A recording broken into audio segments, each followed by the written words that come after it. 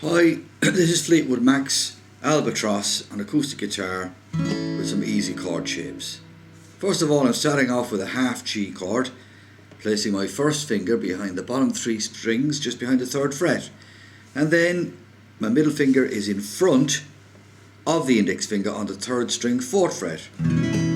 So I'm getting this half G sound. Notice that the capo is upside down, and I've just put it on as far as the fifth string, which is the A string, thus leaving the top string free, so you get this nice droning sound throughout your chord progressions. So we start off with the open A string, we pick it up on the top string,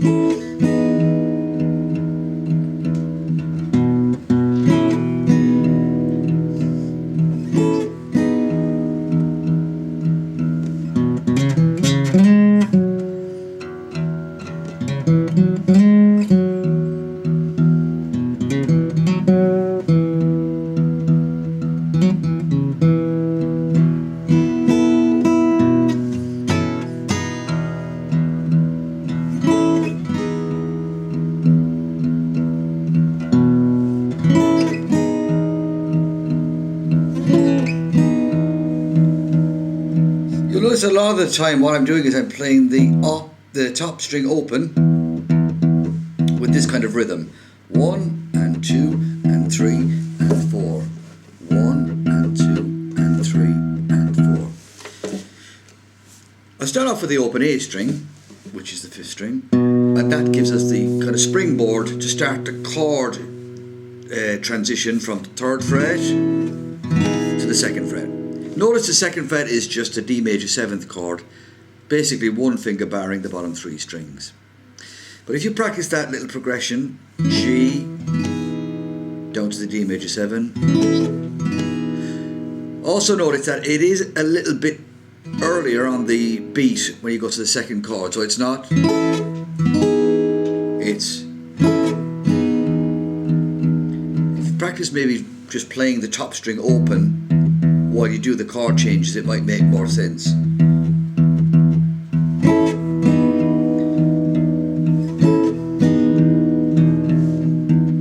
So again, as I said, it starts with the open A string and back between frets 3 and 2. Now the next bit is an E minor type of chord. And all the time while you're playing these little note fills, you're trying to get back to the top string as soon as you can to keep that bass string moving and to keep the sound continuous. So back to the E minor shape for the second section.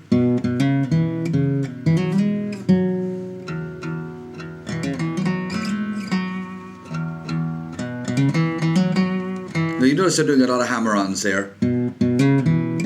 So I'm playing the open A string, hammering down on the second fret. So I'm playing it once open and then hammering down. Open fourth string, and then back to the second fret fifth string. So if you just practice that very slowly, play it once open, hammer down.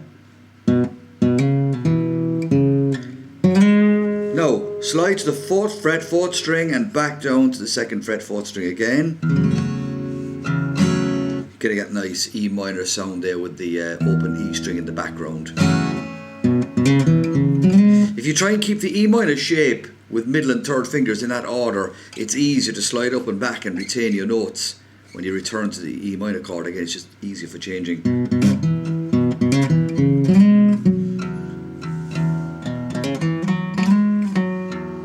I'm not using a plectrum, by the way, I'm just using the back of my index nail. So I'm clenching my thumb and index finger together as if I'm holding a plectrum, because I've lost so many of them over the years. I've given up buying them, so now I'm holding what I call the ghost pick, which is literally like you're holding a pick.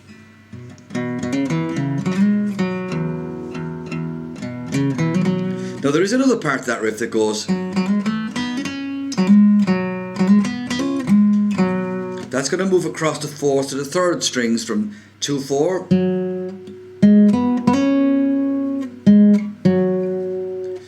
And then you return to bass again. Pick up the top string.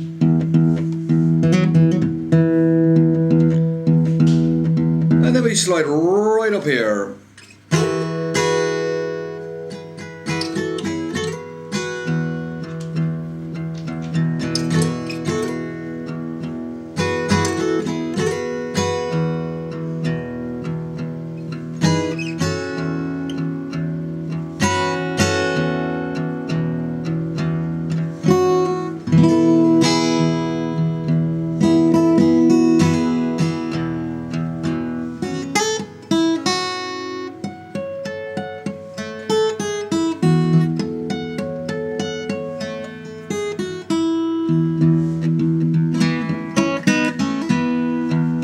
get to that bit later on, but just for now, keep practicing and alternating your bass strings between A and E whilst practicing the little first section there between small G and the D major 7 chord. Have fun with the Albatross. I hope it takes off for you, and come back again and we'll see how we get on. If you want me to continue a little bit more of a tutorial on the second section up here, please let me know.